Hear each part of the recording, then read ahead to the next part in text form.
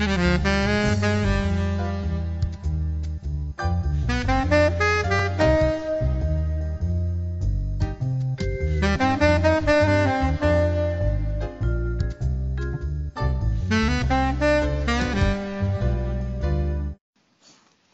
amis, chers auditeurs, bonjour, Monique Nakache à l'antenne pour Paris Culture et Spectacle. Aujourd'hui, le théâtre va être à l'honneur, d'autant que nous sommes à quelques semaines, petites semaines du Festival d'Avignon. Et je voudrais vous présenter une compagnie, la compagnie Perles de Vie. Et je dis tout de suite bonjour à certains de ses principaux acteurs. Je dis bonjour à Patricia Seknazi. Bonjour. Patricia. Bonjour Monique. Gérard Moufandil. Oui, bonjour. Alors, je pourrais presque dire qu'on n'a plus à vous présenter car nous avons eu la chance de vous découvrir en 2010 et en 2013 avec deux précédentes pièces de Patricia Seknazi. Et donc, en première question, en préambule, avant tout, à l'un ou à l'autre de répondre, parlez-nous un petit peu de la genèse de cette troupe et cette création. Qu'est-ce qui est à l'origine? C'est tout simplement une histoire d'amitié. Un groupe d'amis, tous plus ou moins passionnés par le théâtre, beaucoup d'entre nous faisaient déjà du théâtre, qui se sont de lancer un défi, de créer des nouvelles pièces pour les jouer au profit d'œuvres humanitaires. Voilà. Donc c'était une occasion pour nous réunir, pour répéter, pour beaucoup rire. Au final, au départ, c'est parti comme un jeu et on s'est pris au sérieux. On a eu la chance de pouvoir jouer au théâtre du gymnase et du coup, on s'est donné les moyens de faire un spectacle professionnel, quasi professionnel au niveau du résultat. Enfin, en tout cas, c'est ce qu'on nous en dit. Bravo, parce que vraiment sur scène, on s'aperçoit d'abord avant tout que vous vous amusez très bien. Et vous vous amusez dans le bon sens du terme. Ça n'a rien de péjoratif. Je vous salue pour l'excellence de votre jeu, les uns et les autres. Merci. Alors, je voudrais quand même, pour mémoire, rappeler vos deux précédentes pièces, Foudel et Histoire d'amitié, et Hypocrisie. Hypocrite pratiquant. Hein. Il y a une double appellation. Et certains ont dit qu'en Israël, lors de votre tournée, les salles n'étaient pas assez grandes pour accueillir les spectateurs. Kol hakavod. En effet. Le téléphone arabe, disons le téléphone juif, a très bien marché. Et je vous souhaite vraiment de le voir fonctionner de nouveau. Nous pourrons y revenir. Patricia Seknazi, qu'est-ce qui a déclenché l'écriture de Juifs par erreur? Ce sont les événements donc de juillet 2014 qui ont déclenché l'écriture de Juifs par erreur. La couverture médiatique du conflit entre Gaza entre le Hamas et Israël et surtout les manifestations qui ont suivi, les manifestations antisémites, le déferlement de haine auquel on a assisté, nous avons tous vécu à ce moment-là des moments insoutenables et voilà, nous étions à Avignon à ce moment-là parce que c'était en juillet, c'était pendant le festival l'année dernière et l'idée d'écrire une pièce sur l'antisémitisme pour essayer d'expliquer à quel point on considérait qu'il était injuste que le conflit soit traité de cette façon, à quel point c'est important pour nous de communiquer avec les non-juifs pour leur exprimer tout ce qu'on ressentait. Voilà, donc toute cette pièce est née de ce besoin. Alors non, je vais me tourner vers Gérard Moufandil, qui a assumé la mise en scène. La première question qui me vient à l'esprit, Gérard, c'est en réalité, qu'est-ce qui vous a fait découvrir le théâtre? Mais en fait, moi j'ai découvert le théâtre très jeune, à 16 ans. Je faisais partie d'un cours donc d'art dramatique avec un professeur qui m'a marqué et avec lequel je suis toujours en contact. Et c'est ce professeur dramatique qui m'a donné le goût au théâtre. Et c'est également la même personne qui m'a fait découvrir la Shoah. Et comme j'ai expliqué sur le programme, en fait, je ne sais pas s'il y a des hasards, mais j'ai l'impression que là, il n'y en a pas. Et c'est cette même personne qui a été qui a été vraiment au début de cette histoire, en m'apprenant la Shoah, lors d'une exposition photo qu'il avait réalisée dans une maison de jeunes. et en m'apprenant le théâtre. Ensuite, j'ai abandonné le théâtre quand j'ai commencé mes études et je n'ai repris que très tard la mise en scène, en faisant 2-3 mises en scène avant de connaître Patricia. Et quand elle est venue voir une des pièces que j'avais mises en scène, elle m'a demandé de mettre en scène ces pièces. Et donc, ayant eu toute ma vie cette obsession de la Shoah,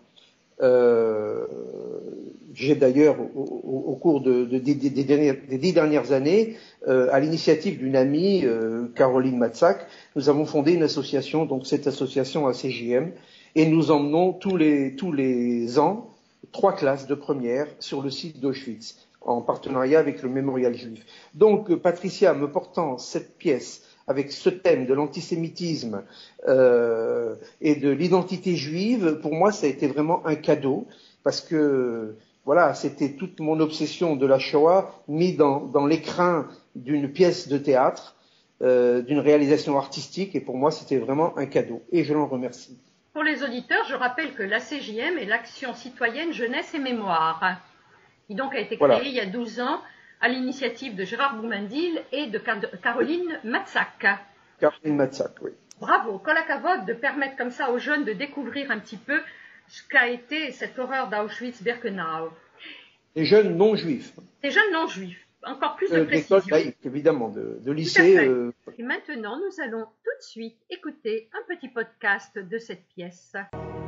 Ma mère vient de mourir. Ma mère. Après 3 mois de coma, elle s'est éteinte.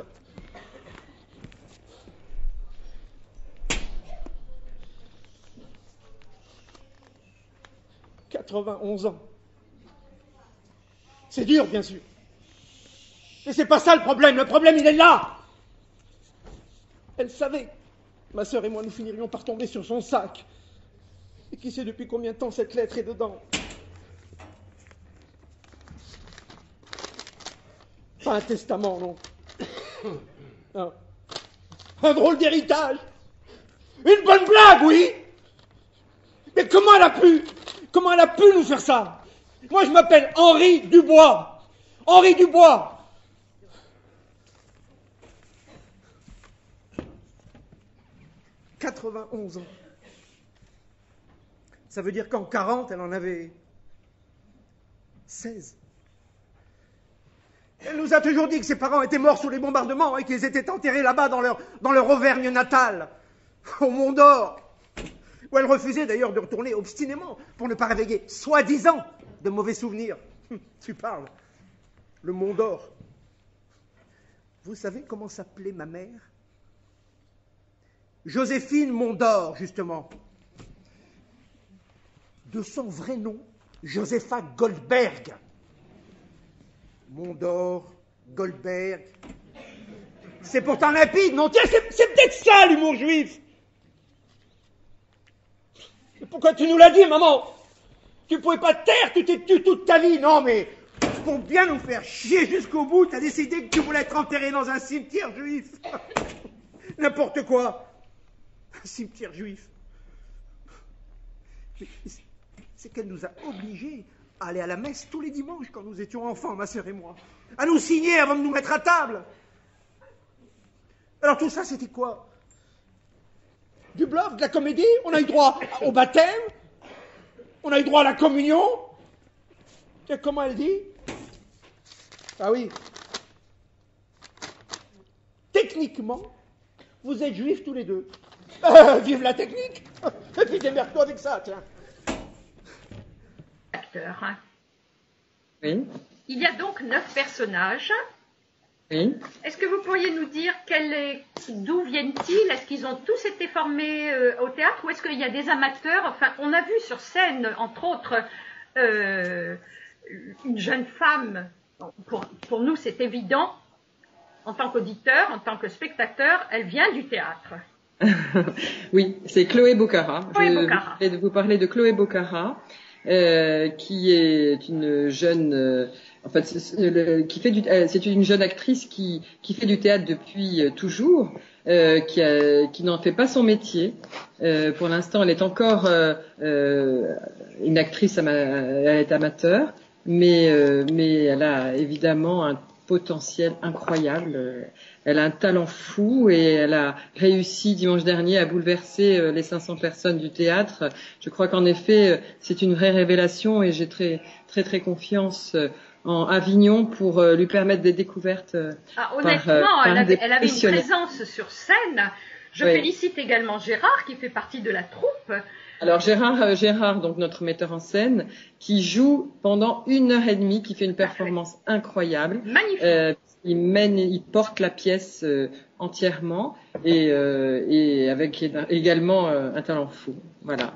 Alors, Et avant de également faire- Nicole Lasserie, qui est la sœur donc de Gérard dans la pièce, qui joue également pendant toute la durée du Festival d'Avignon, qui joue extrêmement juste, qui joue également comme une professionnelle. Je crois que tout le monde là ça aussi s'accorde pour le dire. Tout à fait. Et surtout sur la symbiose que l'on a aperçue sur scène entre Henri et Isabelle. Voilà, Dont l'on absolument. meurt quand même leur prénom. D'accord? Oui. Encore un autre petit podcast. Une jeune fille juive, et je veux lui prouver mon amour. Ah, l'amour. Je comprends. C'est très beau ce don de soi. Mais n'est-ce pas trop? Trop? Oui. N'est-il pas injuste de se sacrifier ainsi? De donner un bout de son corps? Et quel bout? Un bout hautement symbolique. Écoute, il faut réfléchir, Nicolas. Aujourd'hui, malheureusement, un mariage sur 2 se termine par un divorce. Mais pourquoi vous me parlez de divorce? Je vous parle d'amour. Justement, je parle de divorce à tous ceux qui me parlent de conversion par amour. Mais il n'est pas question de conversion, puisque maintenant, je suis juif. Oui, c'est vrai, pour toi c'est plus simple. J'ai juste à me faire circoncire. Juste, sauf que ce n'est pas un geste anodin. C'est irréversible. Viens, approche, je vais te parler. Il faut que je te parle, toi, ça va pas. Pourquoi te précipiter? Il n'est jamais bon de brûler les étapes. Je ne comprends pas. Écoute, Nicolas, si tu décides de te faire circoncire, il faut que ça ne soit pas par amour, mais parce que tu as décidé, indépendamment de cette jeune fille, de devenir juif à 100%. Tu sais, ce n'est pas un cadeau d'être juif, mais pas un cadeau du tout. Et puis, ce n'est pas quelque chose que l'on décide, mais qu'il faut ressentir profondément. Mais pour mes parents, pour sa copine et ses parents, c'est important. Envoie-moi ta copine, je saurai lui parler. Vous croyez? Oui, Nicolas, ce n'est pas pour embêter les candidats à la conversion si la procédure est si longue.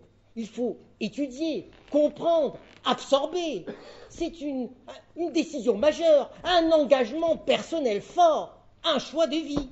Mais je veux le faire. Soit, alors, si tu veux,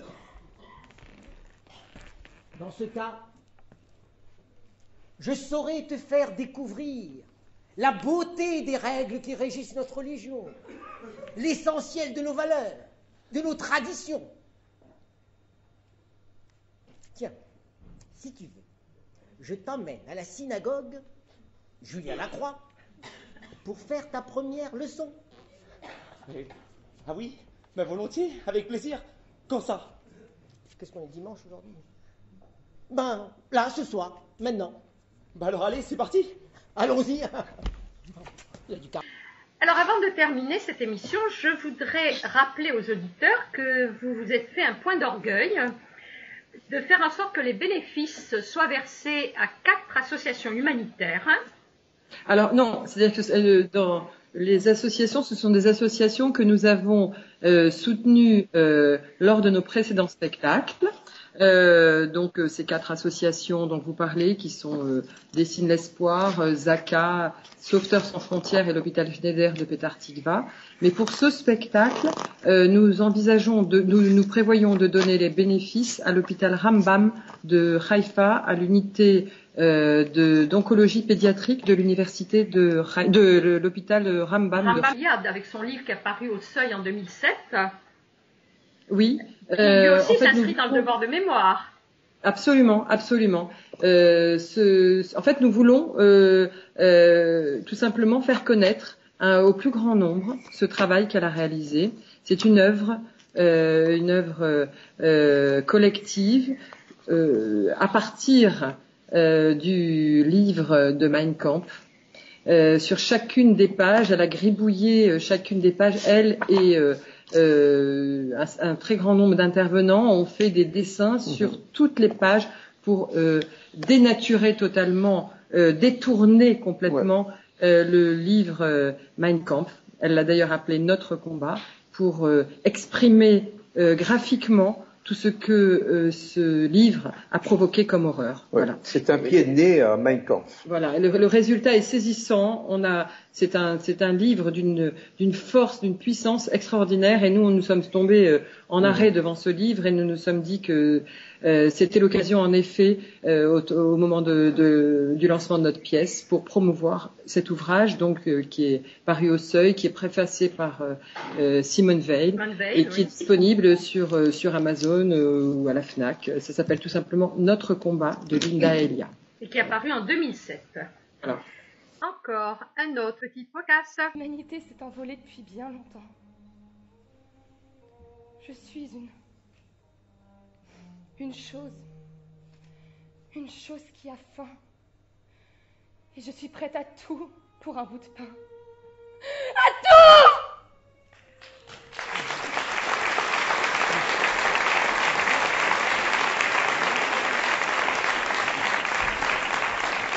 Lisa!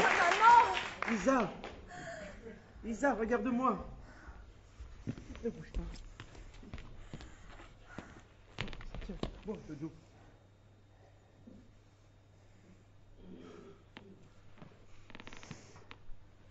J'avais entendu parler de ces bordels à l'intérieur des camps de concentration. Maman. Mais pas maman! Pourquoi, maman? Maman, mon Dieu, mais par quoi tu es passée?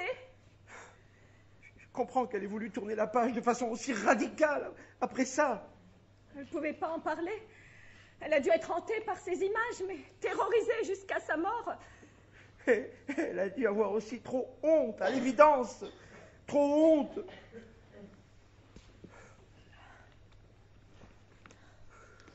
Mais pourquoi c'est si dur d'être juif? Mais quel est ce Dieu des Juifs qui a laissé faire ça? Sans doute le même que celui des autres religions. Mais comment continuer à espérer après tout ça? Alors quoi, c'est ça l'identité juive? La résistance face à l'adversité et l'espoir. Oui, l'espoir malgré tout. Cet espoir, malgré toutes ces horreurs, malgré tout ce non-sens. Enfin, cet espoir insensé que tout cela ait un sens. Maman, si tu nous entends, n'aie pas honte. Je t'en supplie, n'aie plus jamais honte, maman. Oui, n'aie pas honte, maman. Nous sommes fiers d'être tes enfants. Et maintenant, pour nous, c'est clair. Nous ne sommes pas des juifs par erreur. Non. Repose en paix, petite maman. Merci. Et alors maintenant, nous allons annoncer aux auditeurs que vous serez au Festival d'Avignon, au Théâtre de la Tache d'encre, du 4 au 26 juillet 2015. Alors, je vais rappeler le numéro de réservation. Il y en a deux. Il y a un fixe et un portable. 04 90 85 97 13. Je répète, 04 90 85 97 13 ou au 06 51 12 01 18. Je rappelle également aux auditeurs que les renseignements peuvent être obtenus auprès d'Eva Sujkowski avec un numéro de portable 06 51 12 01 18 et je donne également le mail d'Eva Eva, le prénom, @perle de vie. Je précise que perle s'écrit au pluriel avec un S, donc perledevie tout attaché.com. Oui, vous pouvez également, si je peux me permettre,